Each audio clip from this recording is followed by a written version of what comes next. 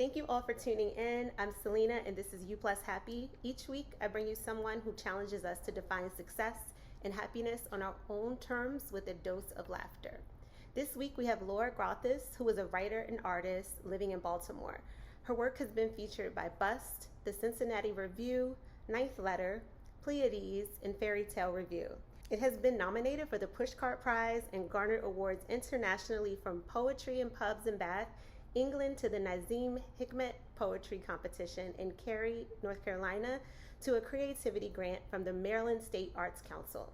Her writing has been supported by workshops including Tin House and scholarships from the Sewanee Writers Conference and the Kenyon Writers Workshop. She's a recurring artist in residence at the Anne Marie Sculpture Garden and Arts Center. Collaborations are key to her practice. As a teacher, she's partnered with kindergartners, college students, and everyone in between. Her Baltimore writing workshop for adults has fostered the creation of several full-length manuscripts. She's co-directed plays, illustrated books, performed in train cars, and otherwise made a ruckus. Welcome to the show, Laura. Yay! All right. Yay, here we go. Thank you, Laura, for being here. I appreciate it. The first question is, how did you get started?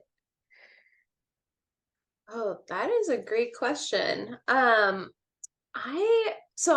gonna talk about my work as a writer and a visual artist today. I think that I got started at that at a very young age, just kind of imagining as kids do. I think I was really entranced by picture books, especially Maurice Sendak, who wrote things like Where the Wild Things Are, In the Night Kitchen, and Outside Over There, and just seeing kind of the magic and mystery of stories and pictures and what they could tell together. That's how I got started. And so I started writing at a pretty young age. And my first published poem was when I was in second grade. And it was a poem called In Fantasy World, which was about reading to my younger brother. Um, and and that just set me down a path. Wow. Congratulations on being published at it's called Prodigy. So that's what we're doing. Nice. Okay, so was there ever a turning point where you realized you needed to take a different path than what was expected of you? Yeah, I think so. I think that in writing and art, there aren't a whole lot of prescribed paths. And so there's like, in some ways, that's amazing because you have all of the options ahead of you. And other times it's really daunting because you're like, what do I do? How do I do this? And I went to, when I was in college, I was in a creative writing and visual arts program. And often when you get into like this sort of academic track of writing, a lot of people will go to MFAs. And I was hesitant to do that because I had already observed in myself that I would really write towards the audience in the room, and kind of like that my writing had already changed because of what I perceived that people wanted in my college classes. And so I, like growing up before college, I wrote a lot of like fantasy and things that were full of dragons, and then I went to college and I was suddenly like, okay, I have to be very serious and sort of fit in that way. And so I think that a lot of my path as a writer and as a visual artist has been like I don't have to do any of that. There's nobody who has to give me permission. I can kind of gravitate to the subjects that I want to, and make the kind of work that I want to see And so I think like in the past year, for example, I've done a lot of uh, work that is kind of just rooted in my community and in what in kind of like do it yourself culture. So I put together a show of magical books that I had created, which Selena, you artistic directed how to display them. And that was so much fun. And that show all came together from me like reaching out to librarians and saying like I want to do this, and then writing a grant to help fund it. And just it felt like a like something that nobody had to give me permission to do. I just kind of did it. Yeah, I was really, and I remember when you did that and how exciting it was, but it was also like a message of there really is no excuse. And like, especially nowadays, like you reached out to the libraries, you didn't wait for someone to come to you. And it's just, Mhm. I think that's an important part to remember of like, you can do it yourself. You can reach out and make it happen.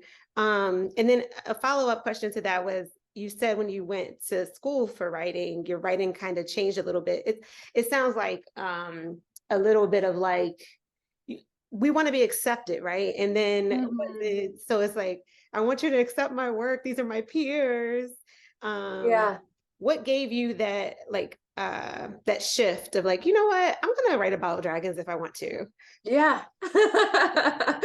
Yeah, well, the dragons gave me permission. They're so cool.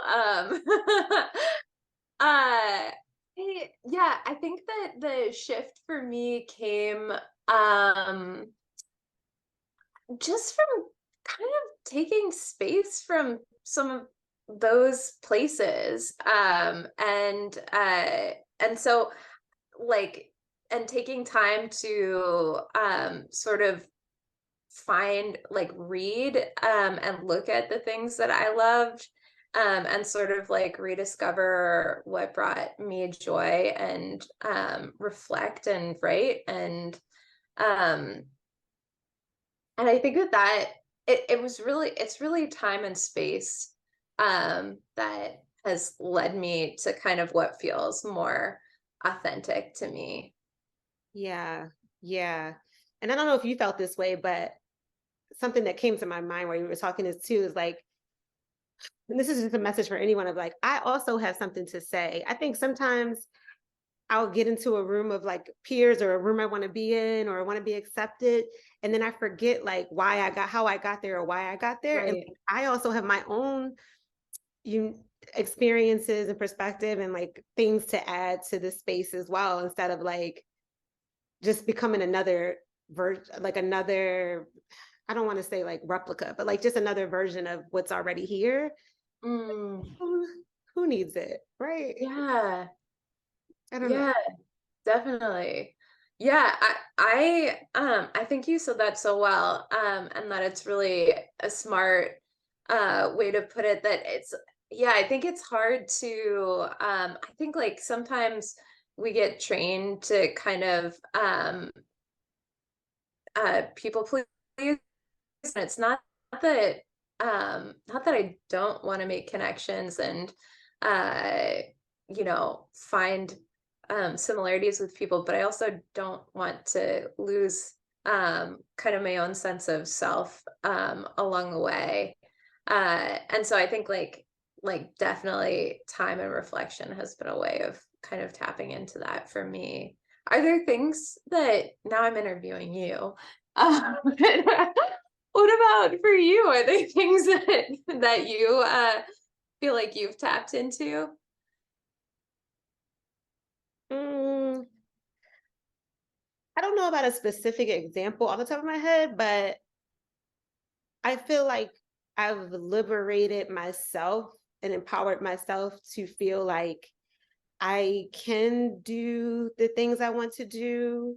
Um, if that makes sense. Like I Mm, wanted to start a podcast 10 years ago, over 10 years ago. And we with my old co-host or whatever, we just started in 2020. So that was like 8 years of me wanting to do it, but not doing it because I was like, oh, what are people going to say? What do I have to say?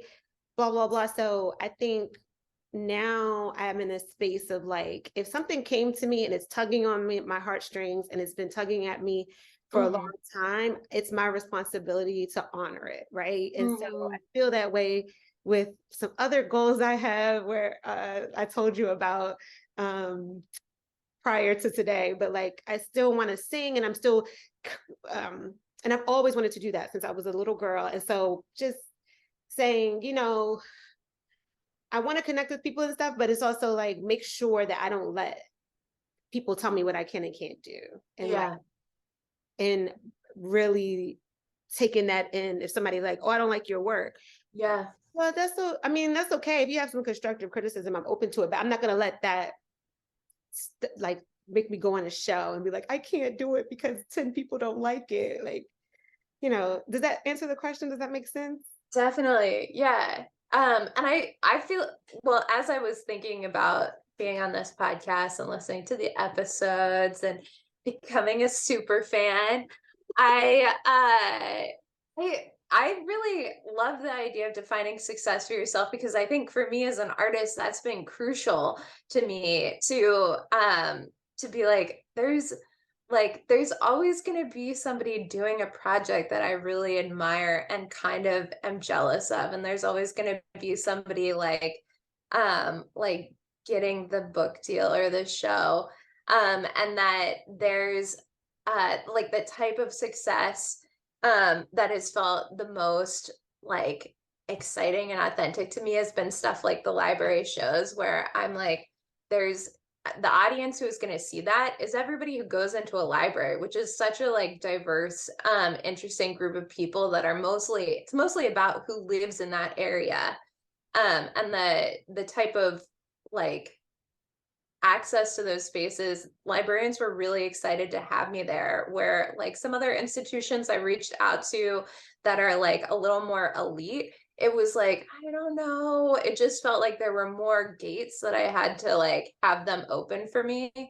And then like making the work itself, it was like, this is just something that felt so like there's a deep well of creativity inside of me, and I just pulled the bucket up from it and saw what was in there. So yeah, it definitely felt like something where I could define like the terms of it and find success and connection through it in a way that nobody had to give me permission to do. Yeah, that's so good and so important. And real quick too, is like you said, like setting, because I'm thinking about that too, a lot of reflection of like, I want to be in this world with artistically. And then it's like, well, what are the goals? What does success look like to me? And then I'm thinking too, like, for each thing, like for each project, what would look like, what would be the end goal, or what would be success? Like, so for the podcast, it was like, I did it. Like, of course, now the goals have changed. Like, I want more people to listen and I want it to grow. But initially, the first definition of success was like, oh, I did it. Like that's, the idea came to fruition. And right there is like, and then singing, I was like, okay, the goal success now would be just to sing in front of a crowd, open mic that's not karaoke, like a real open mic that's like, oh, people are here to see singers. And so, and I think then once you do that, you set another goal, another goal. That's how I'm looking at it. I don't know. I love that. I think that's a great way of looking at it. And I feel like you also have asked me like some really important questions too about like, well, why do you want to do that thing, Laura? Like, what is it that's pulling you to it? Which I think is really like helps you figure out what the goal is and kind of find a sense of purpose. Yeah. Yeah. Um, okay, I could stay on that part forever. All right, I'm gonna move on to more questions.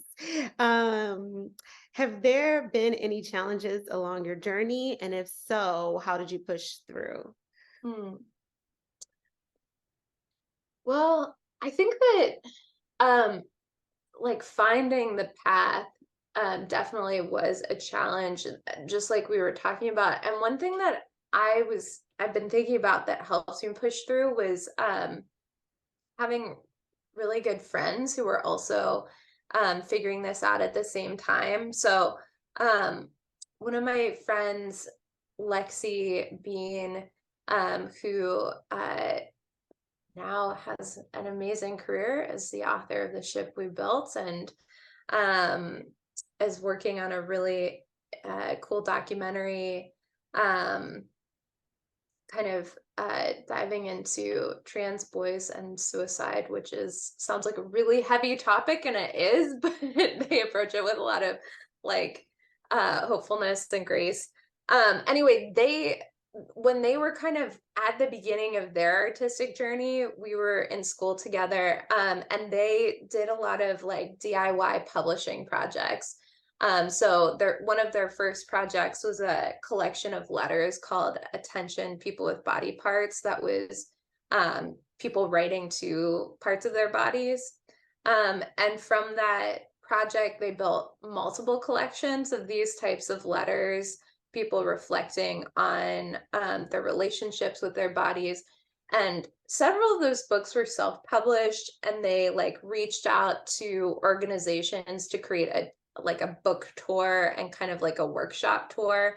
And I collaborated with them on illustrating one of the books and helping to develop some of the workshops. And I was just really feel like I learned so much from them, seeing how they did it. And they just were like, this is what this community needs. This is what I need for healing. And they like put it together.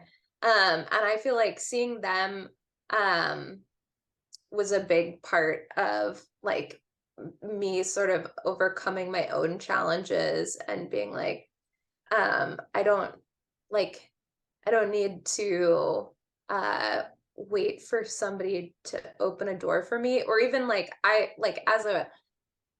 I'm constantly sending out applications for residencies, like submissions to magazines and pitches and things like that. But like that kind of regardless of rejection, that there are still paths that I'll get to build myself. Yeah, and I think also just in terms of obstacles that I've faced, I have faced a lot of rejection too. I've gotten I did not get into MFA programs that I wanted to. I did not get into magazines that I wanted to. You know, there's just been a lot of people saying no along the way. Yeah. Yeah. I there are a lot of no's. And then something I've been telling myself lately is I only need one. Like, Yeah. so I'm like, okay, I know I just got rejected by like 50 things, but I just need one. And so yeah, staying motivated in spite of that and keep going. Yeah, I heard someone say, uh, if you get rejected for something big, don't dwell on that. It just wasn't for you, and focus on the next thing. So I've been trying to keep that in my forefront, because it's like, okay, if you got rejected from that, yeah, you can like take, did I do something wrong, or the takeaways, or like, other than that, it's like, I got to go to the next thing and not dwell on that. Cause I've done that a lot. Like, oh, I just stayed on this one, harped on the no. And it sounds like you were motivated by your helping your friends with that project. Also, Mm-hmm. writing to a body part, that's so cool. Mm-hmm. I thought of Yeah. that concept before. Well, speaking of motivation, who or what, and I know you mentioned some people earlier, but Mm-hmm. who or what has been your biggest motivation to this point, and what's the Mm-hmm. best advice you've ever gotten? Mm. Oh, that's great. Um, I think I'm motivated by connection to new people. Like a few years ago, I was calling up this woman who was connected to a group that I was doing some organizing work with. And part of the way into the conversation, she said, "Do you write poetry?" And she was like, "I actually know your work. Were you published in it was this piece I wrote, a poem I wrote that was published in a magazine called Fairy Tale Review." Um, and she had read it. I'd published it in, I think, 2015, and we were talking in maybe like 2019 or 2020. So it was a long time ago, but it was such a magical moment for me because this woman, her name is Miss Tree, and she's a educator and a writer and just like an amazing person who lives in Baltimore. And I admire her so much. And the fact that she had read this piece of mine years ago before we had ever met or had a connection, I think that's motivating to me because it can feel um like so alone as an artist if you're making something. And so thinking about like the people who might see or hear and connect with it, um and and I think like for me particularly, like I found like a lot of connection within queer community. And so I think a lot about like that community as I'm making work. Um and what else motivates me? I think also like connecting to myself. I just get kind of itchy when I'm not making things and feel sort of like purposeless. I've often thought like, well, I never have to worry about when people retire and they're like, oh, what do I do with my life? Like that will not be my problem. I've always have that kind of a sense of that. Um, but you also asked another question in there. What was it? The best advice you've ever gotten. Oh, yeah, the best advice I've ever gotten.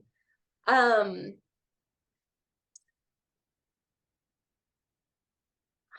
I mean, whatever it is, it definitely was my mom. Oh, uh, yeah, there's this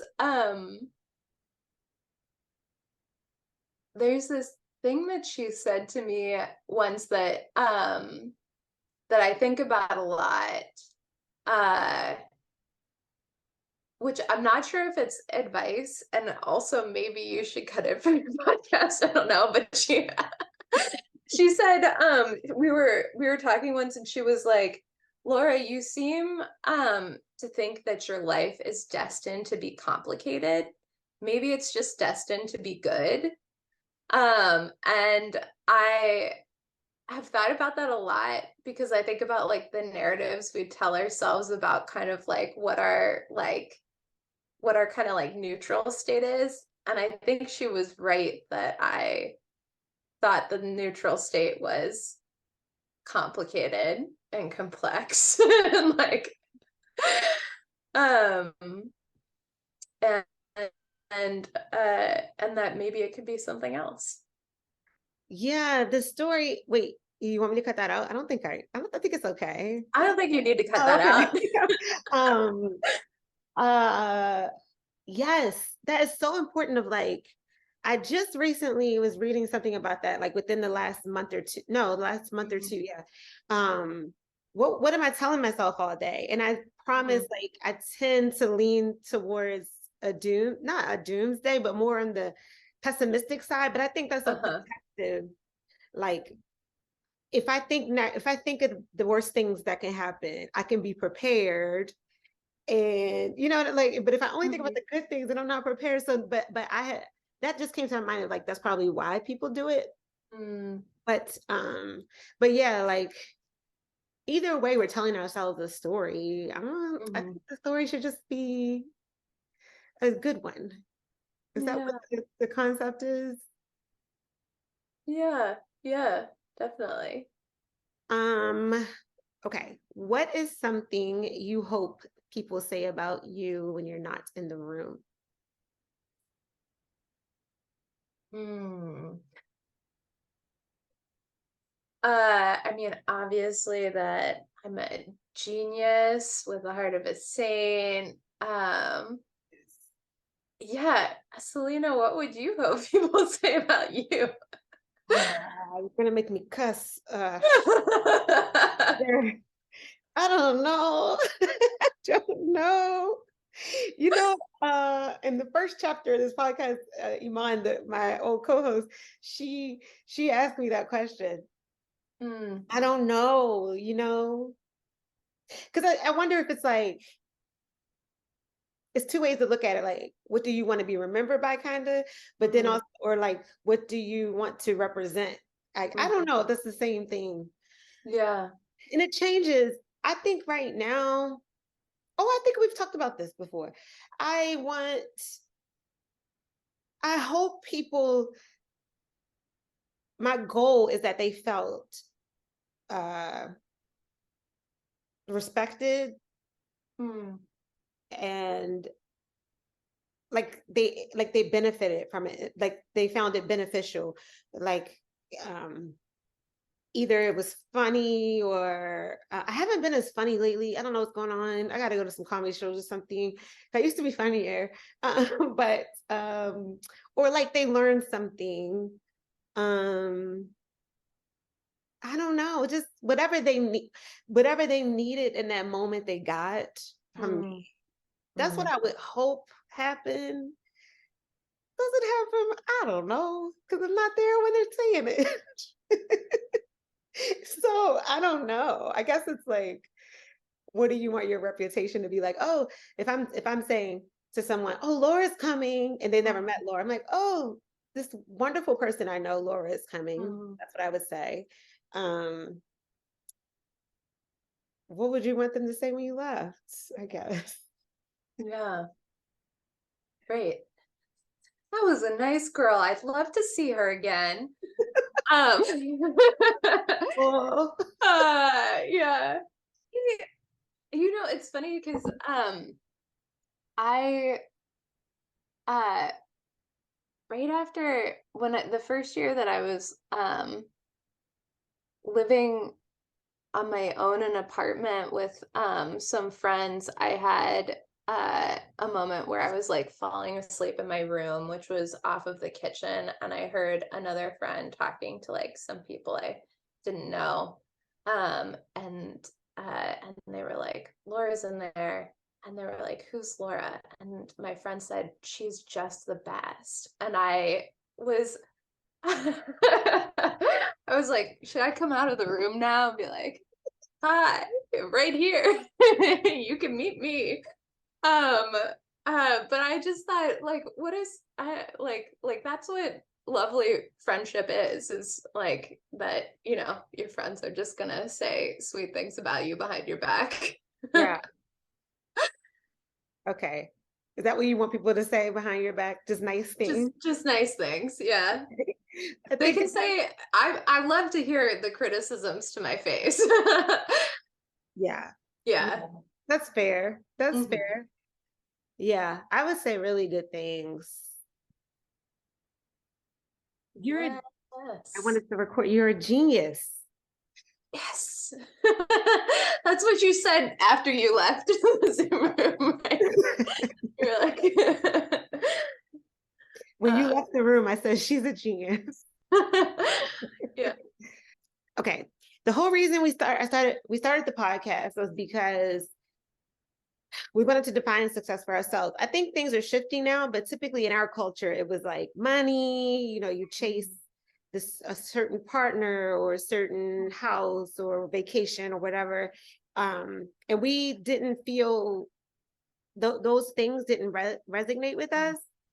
And so we wanted to talk to a bunch of people and hear what their definition of success is and what it means to you and when are you the happiest. Hmm.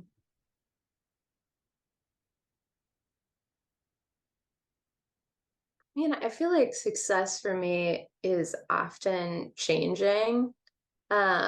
So sometimes, and I think that that's really good and healthy for me because it means that I'm consistently checking in with myself and hearing what's most important to me at this point in time.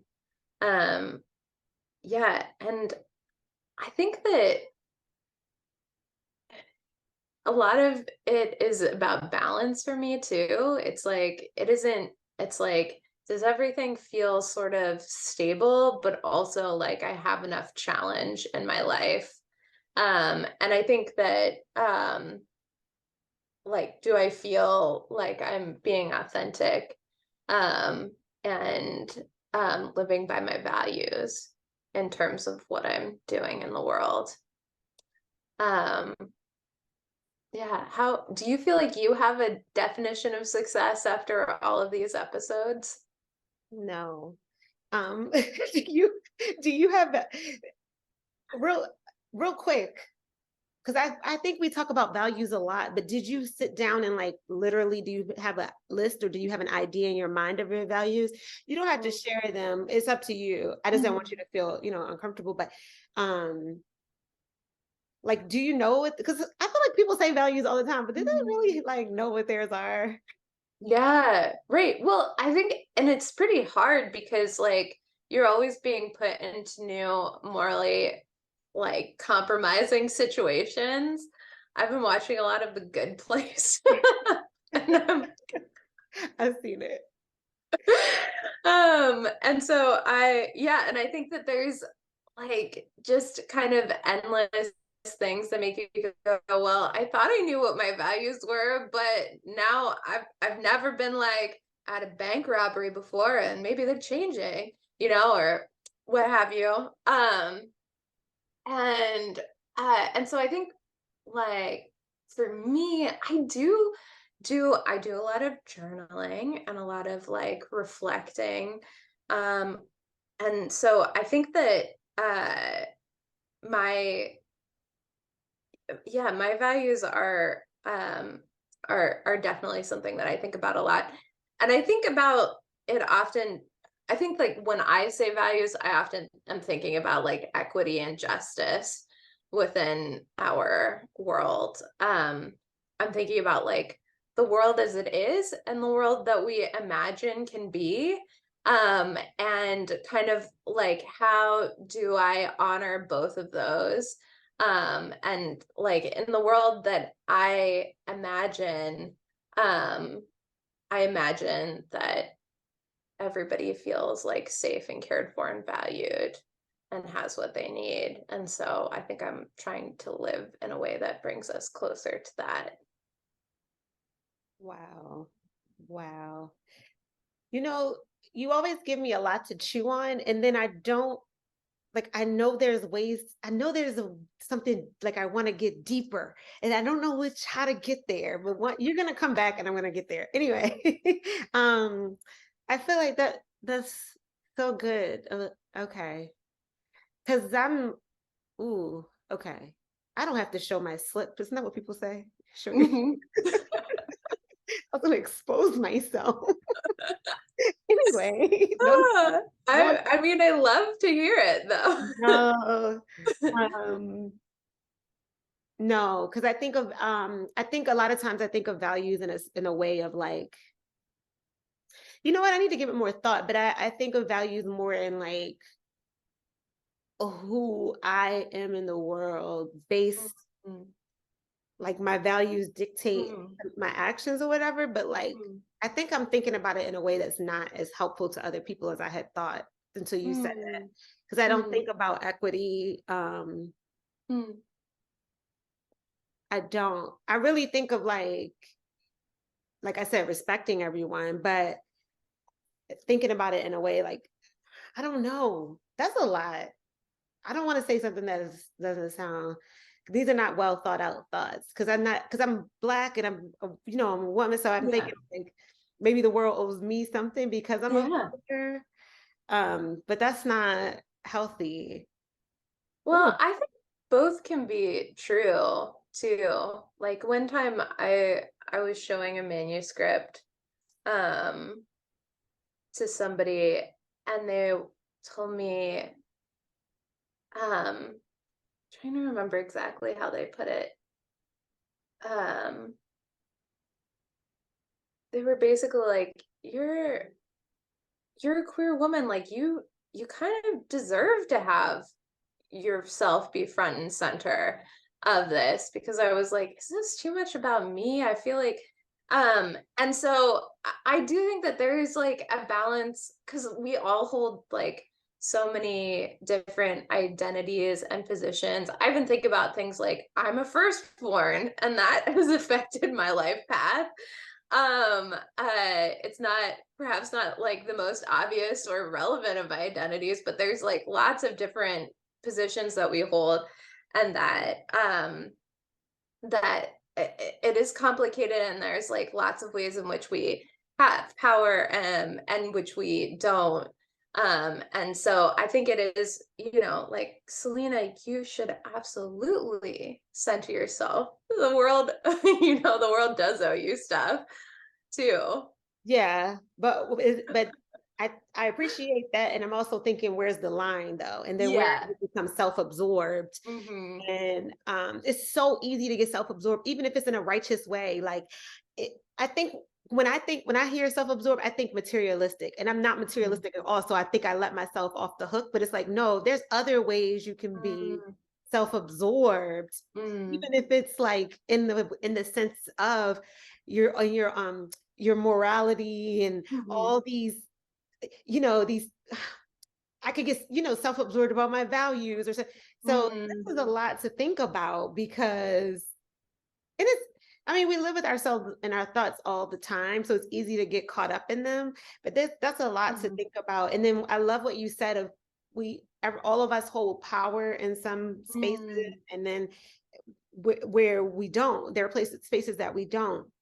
And I think remembering that, I never thought of like being aware of the power and then mm, using it for good. Not that I'm saying first be aware, because I wasn't aware, like, oh yeah, I do have power in some situations. mhm. And it's like, okay, that's first you have to acknowledge it. And then it's like, dang, Yeah. what can I do with this power? Mhm. Where is it? With So Yeah. it's like, that is a lot to think about. And I think it's important to think about. I I think of ourselves as like, is the right word, disempowered? Mhm. If we get caught up in like all the external things that are so much bigger than us, we forget that we have power. Maybe that's what they want. Mhm. Being silly. That's where I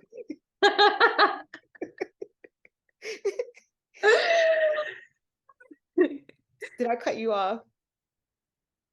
No, well, I was gonna say, yeah, I do often think, I watched this conversation with bell hooks once, more than once, um where she talked about like not victimizing ourselves, which I think is a pretty like spicy topic to bring up, and it really stuck with me, because she was like, look at, like, see where you do have power in a situation, um and like, don't ignore that, um like, and I think that she was speaking also as like, an activist, thinking about like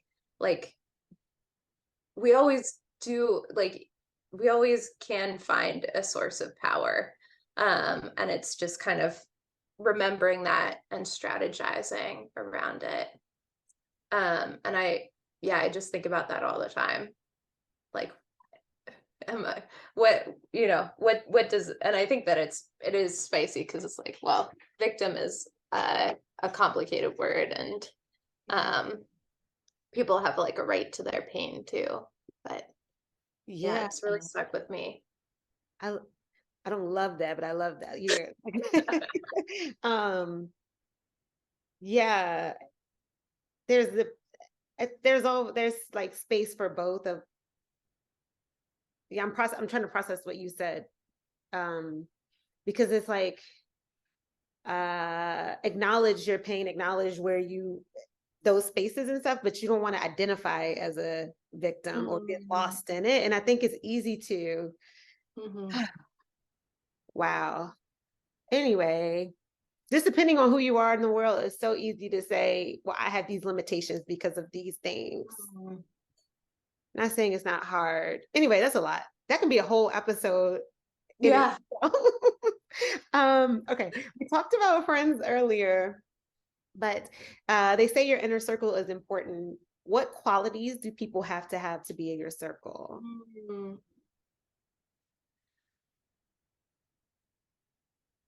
I think a willingness to listen and to change. And I think like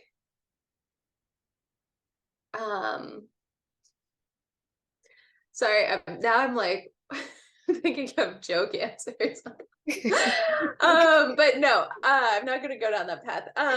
Yeah, a willingness to like listen, to change, to like get passionate and excited and curious. I really like making new friends and talking to people who are really different than me. And I think that one thing that I find like allows friendship to last is also like that you're both are committed to it. And that if conflict happens, which I think is healthy, that you both like are committed to like holding each other through that. And I think that that's been like one of the most beautiful parts of friendship for me, is like that, like kind of recognizing like I love you and I'm gonna stay with you through whatever is going on. You seem like you get along with everyone. I have I guess a limited view because I've only seen you like in work settings for the most part. And I know I'm different at work, but what's a deal breaker? That's not something I typically ask people, but because you seem so friendly, what is something that you're like, nah, we're not. Yeah. Yeah. I think when people are rude, obviously, when they're mean, when they're evil and conniving, Yeah, well, that's the answer. How do you say that? I do feel like I have some things that like set off my temper, and some things that I am still working on. Like I think uh people who like always seem like they're coming from like a place of like knowing it all. I think I sometimes have a hard time with that. Uh But I think also that can sometimes be a way of covering up like insecurities about what you don't know. So we just gotta crack through that shell and then maybe we can get there. Yeah. No, Laura, you can't turn your deal breaker into a still the best friend. The deal breaker. You're like, and you know what? I'm gonna chip through it. No.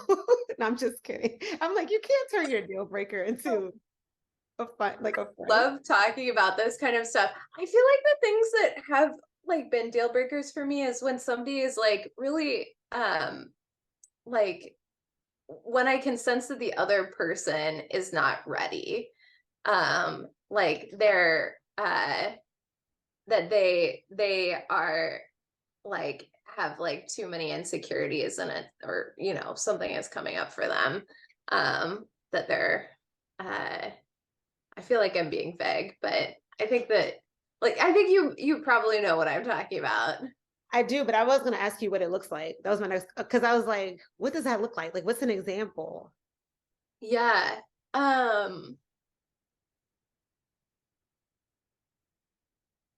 I think it's I think it's like kind of something that I sense energetically, like the walls are up and there's and I think like a lot of like I also have done community organizing for a long time, and work around like um racial justice, and I think that a lot of that work is about trust building, and so it's just like you have to stick around and like um be kind of a constant reliable presence to build relationships that for the long term. And what I've found is that it's if uh that oftentimes it's other people's trauma that I run into, and that's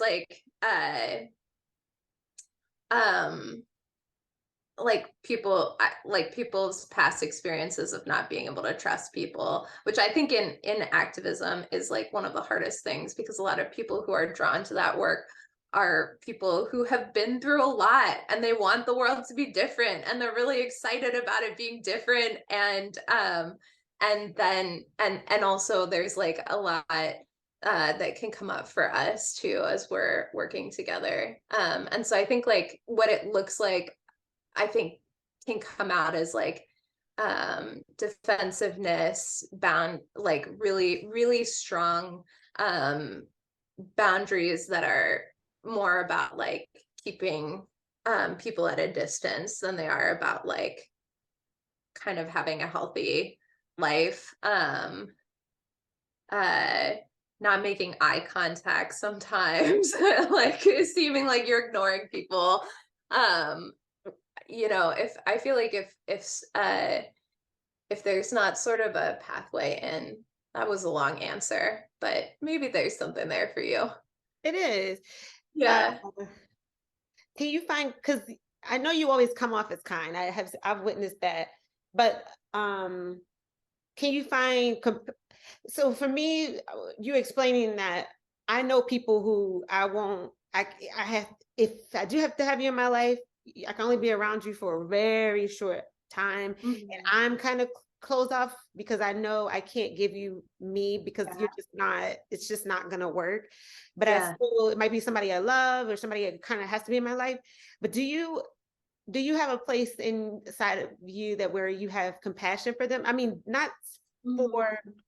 so I'm saying that to say, not like to not just be nice or to tell anybody else, but like a real place inside of yourself that you have compassion for, because I Mhm. find myself angry at them.